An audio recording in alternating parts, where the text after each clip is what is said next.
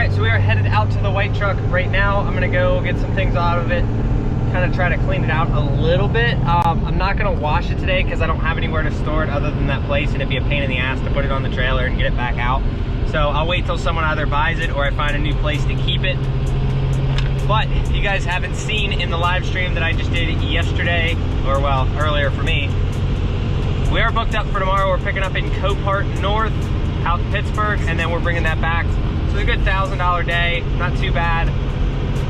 Couldn't find anything like in short notice to like kind of keep the deadhead down. So we're just gonna drive out there, pick it up, and then we will start our day from there. Now I'm gonna try to go over the truck today, make sure everything is gonna be good on the truck so that we shouldn't have any issues going forward. So if you guys hadn't seen, like I said, the truck is gonna be for sale and everything is there with the truck minus a motor and a transmission. So I bought the truck for the transmission to put in my truck, and the engine was shot, so I sold that, and it basically just needs a motor and a tranny. Adapter plates there, ECU is there, wire harness is there, whole 9 yards, it's all there. And I wasn't gonna sell it, but after talking to a crap load of people about what I wanna do, it doesn't make sense to have two light duty trucks when we can go ahead and get a 5500. So obviously when I'm debt free, I will, which will be this year, I will start looking for a 3rd gen 5500. Yes, it has to be a 3rd gen, 100%. Will not buy a 4th gen. So enough with that. No comments about buying a 4th gen. You probably will never see me buy a 4th gen on this channel. All gonna be 3rd gen. Because that's what I like. Pick one of them up, hopefully. It has to be an Ison truck. I get it. You guys say that they have issues with the Ison, but the thing is, I had a 2011 and a 2012, and they both have the same transmission in them that a 2008 Ram 5500 would have, and I never had issues with it. Granted, I've never pulled 3 cars all the time like I did with, you know, with this truck, like I do, or I didn't do with that. So we'll see how it holds up. But definitely want an Ison. I don't like G56 trans. I don't like them. For what I do, I don't think a G56 would hold up very well, and also I'm tired of shifting. It's fun, but in my opinion, I would just rather have the Ison. The Ison is honestly my favorite transmission. After owning a couple of them, I like them. All right, so this is what is left of it. This is it right here. My buddy needed the center caps for his truck. He can't find them anywhere. And the exhaust. So here she is. I was saying, wire harness for everything is in here. The cross member, all the coolant pipes, the radiator, intercooler pipes, all the center consoles in here, the shifter for the NV 5600, an HE351, and then also an HE350, or I think it's a 351 on the manifold. I'll get to that in a second. But ECU is in here, spare set of taillights. The only thing, let me see, it also comes with a really nice radio, I believe. Oh, Pioneer, but I just gotta find the amplifier and grab that. For mine, do have the bumper. I'm gonna go grab that and throw that on as well. Here's the other side. There's the clutch for it. Here's the other turbo, I believe. Yeah, this is, yes, an HE351. So you got 2 of those. One was good. The other one will need a rebuild. 2 air boxes, one with a K&N filter. The adapter plate with the starter is in here. The transmission mount, everything's pretty much here. The mattress, I gotta figure out what to do with that. I gotta grab my sleeper out of it. So here's the front. The only thing, it has 250,000 miles, has a key and all that. You know, here's the key, clean title, the brake for the trailer. And then we'll get to, it did have a tuner on it. Oh no, it didn't have it. Yeah, it had a tuner on it. I gave it to Humble Hot Shot. So base, I need to get that out of there as well. And then, like I said, I'll get a bumper on it. Everything else, there's the wire harness for the driver's side, wire harness for the passenger side, all the cables and everything. Intake is in here. AC condenser, or AC compressor, condenser, intercooler, radiator, everything's in there. Slave cylinder and master cylinder. Everything's in there, battery trays, heater core hoses, like grid heater wiring is also in here as well, because I was going to keep that working. The only thing I don't have for it, headlights, grill, a little bit of a dent there. I don't have a tailgate or a bumper. Didn't come with it, but if I have this truck too long, I will sell the bed and get that out of here as well. So I posted it up on Craigslist. If anybody wants it, I'll clean it for you too. I'll even give it a nice detail. I'd love to do a video on cleaning it. Just for me to back a trailer into here, pick it up, take it to clean it, and then bring it back, just not worth the effort. So that's why. But like I said, if anybody wants it, I'm gonna put the mirror out. It looks sort of professional. It does need mirrors, or a mirror. Aside from that, it is a Minnesota truck. I don't know if you guys can see how clean this frame is. I'm gonna crawl under here for you guys and hope that you can see it. But like, if you look how clean everything is. A little bit of dirt, but no rust whatsoever. Frame, everything's clean. There is not a speck of rust under this thing, except like a little bit of surface on the control arms, and that is literally it. Like, the frame is super clean, and it's like, I also have the drive shaft. I gotta go grab that and throw with it, but like, I don't mean to be that guy that's like, oh, I know what I have. It's, you know, I know what I have, and you know, there's no lowball offers, but literally, like, a lot of people told me this thing is actually clean and worth more than what I was asking for it. But I didn't want to sell it. I actually thought about, I was in the shower for 10 minutes the other day, and I was just thinking, you know, this dude just bailed on me. I'm like, wonder if it would be a bad idea to take my black truck and move everything to that truck, because I wanted two-wheel drive. And then I think about it the more and more.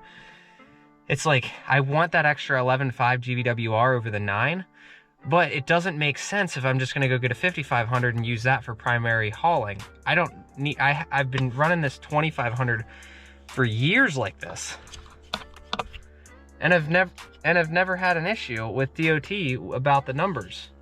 So I may just leave this one alone, leave this as a 2500. I've had this truck so long now, it's like, even if it comes down to it and I start using the 5500 more, which I will, the chances of me getting rid of this truck ever are very, very slim.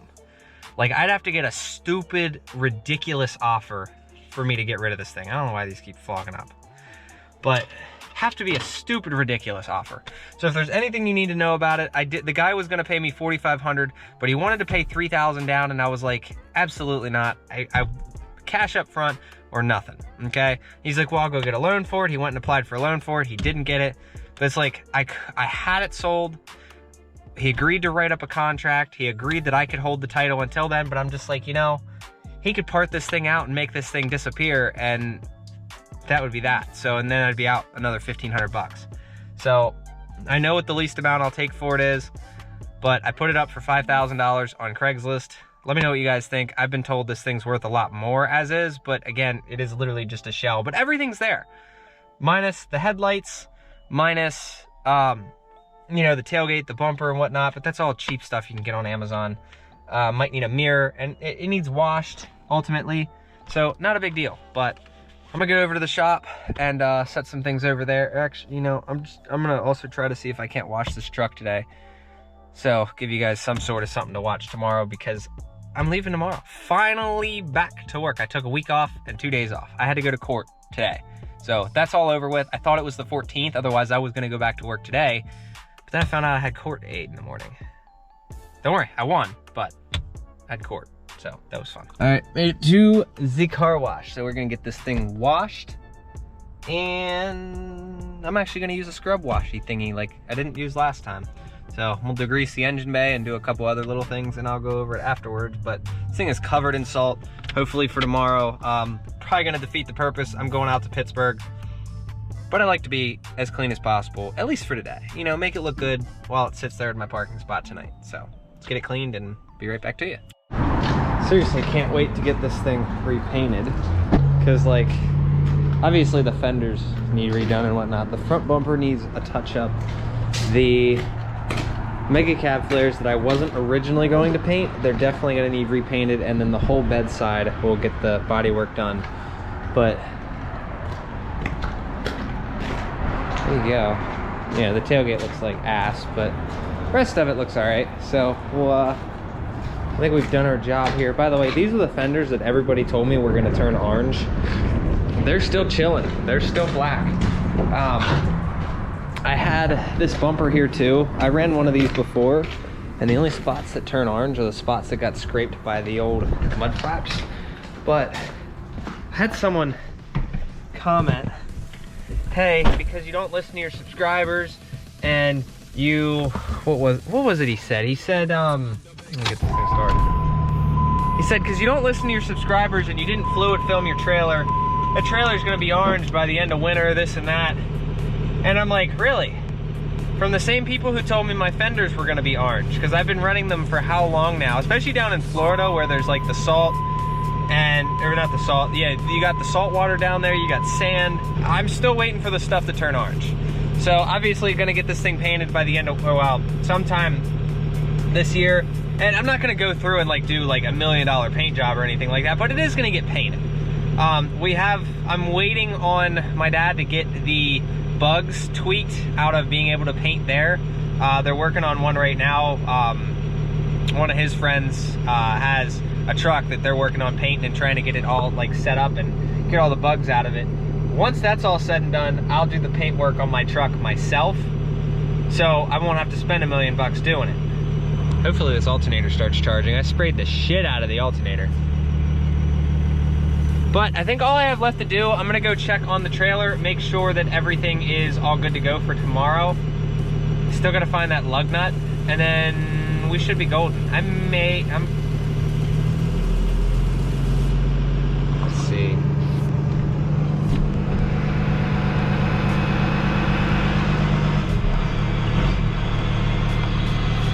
I think there's a wire in there that like needs to move back and forth and whatnot. Let me grab that. I'm gonna fix the alternator again. Yeah, there's the two wires that connect to the alternator, and for some reason I'm really good at breaking them off. So other than that, listen to this turbo. Woo, she sounds minty. Let's go get this thing done real quick, and then we can head home. All right, let's see how well or bad I did. Oh man, you can still see the Ram 1500 on there. Bunch of scratches, eh. Yeah, well, we'll do better next time. Maybe we need to cover it back up in salt.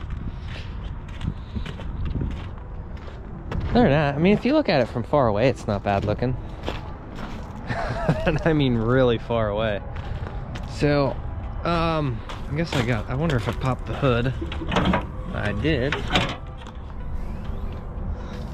So show you guys, with the 12-valve alternator, there's two, you can see right here, here's the two wires, and then there's two wires on the alternator itself. Yeah, there goes the one. So now I need to reclamp those, because I don't know what the deal is with this thing. They always are breaking off and whatnot. Besides that, I'm also gonna throw a zip tie around this, because that way it can keep it off of that. But besides that, everything's working great. Can't wait to get this thing painted. I do need to find the lug nut. I'm wondering if I threw it in this box by mistake, but I don't see it. I have no idea what happened to that other lug nut. And I don't think I threw it in that bag. And it's not in this bag. So I don't know, but I need to grab it and find it before I go out tomorrow. I don't know if it got like kicked into the stones or something. I have no idea what happened to it. This one, right there. There's no lug nut. Oh man. Besides that, everything, like I said, is rebuilt, done. We're gonna get a new set of bolts for this, because somebody sent me some greasable ones that are a lot better. And we'll also get, obviously, the equalizers once some money comes in. Not a big deal right now. All that is taken care of up there. Just wanted to double check everything, because I'm gonna hook up to this thing. It's tomorrow. Oh, fix the alternator that I just broke because of high pressure water, but I don't know. Really don't see where that lug nut went, and that's a problem. Oh well, let's get her done. Get out of here, go home, relax for a hot minute, and get back to hauling, because I kind of miss making money. Miss putting money in the account. Would say that's probably the biggest drawback to a 12 valve is that connection on the damn alternator. Let's see if we have alternator. Let's see.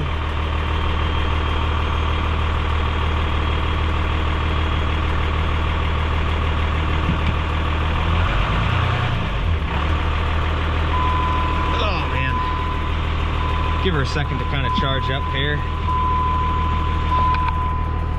Usually there's a delay on it. Hopefully it works. Nope, still nothing. Unless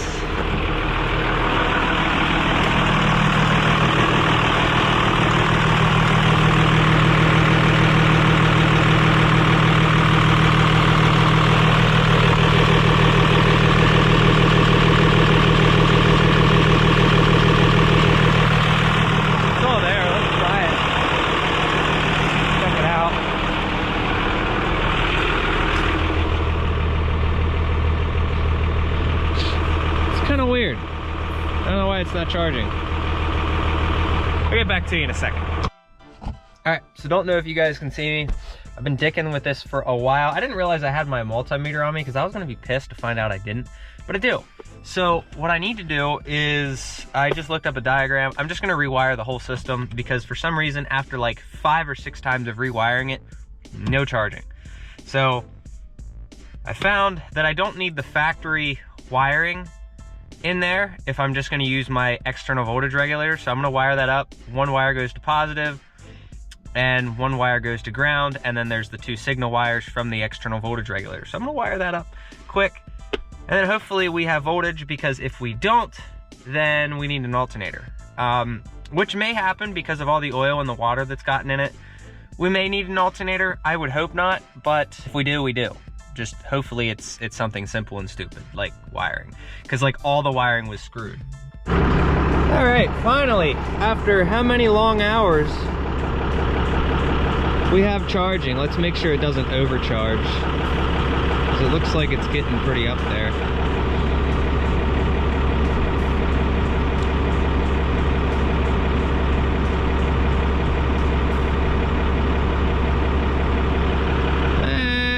Getting pretty up there.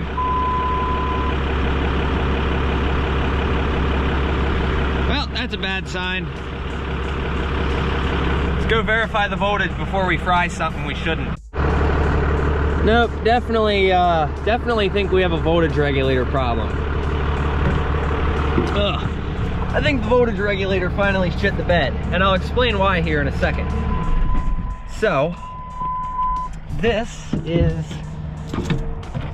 oh man, I don't know if you guys will be able to see, but this being a 12 valve has a internal voltage regulator, or well, external voltage regulator, and I accidentally added a ground. That's why it was charging at like 18 volts. So I added the positive where it was supposed to be, wired it up all correctly, and then it doesn't charge. I add the ground, then it charges all the way. So the alternator itself is fine. Means we have a failed voltage regulator. Now I was warned that these things do fail a lot. So we have our problem. We know what the solution is. I am gonna call it quits for the night because I am freezing. We need a voltage regulator. Simple as that. Probably do that tomorrow. I can drive without an alternator for, oh, quite a few hours. All right, well, luckily AutoZone had one for 30 bucks. So we're gonna swap this bad boy in and hopefully have an alternator. 2 10mm bolts up top and a plug. All right, well, good news. We went and got the voltage regulator like I just showed you, and it actually works. But here's the stipulation. The gauge on the dash does not actually read the proper voltage right now. So I guess I do need to hook those wires up. But we do have 14 volts. I'll get them rewired in. Now that we know that everything works, I'm gonna get everything, like, I'm gonna go over all that wiring and just make it absolutely perfect so that I never have to deal with it again. So we'll do that, and then, yeah, we should be good. And I don't actually know if the old regulator was bad.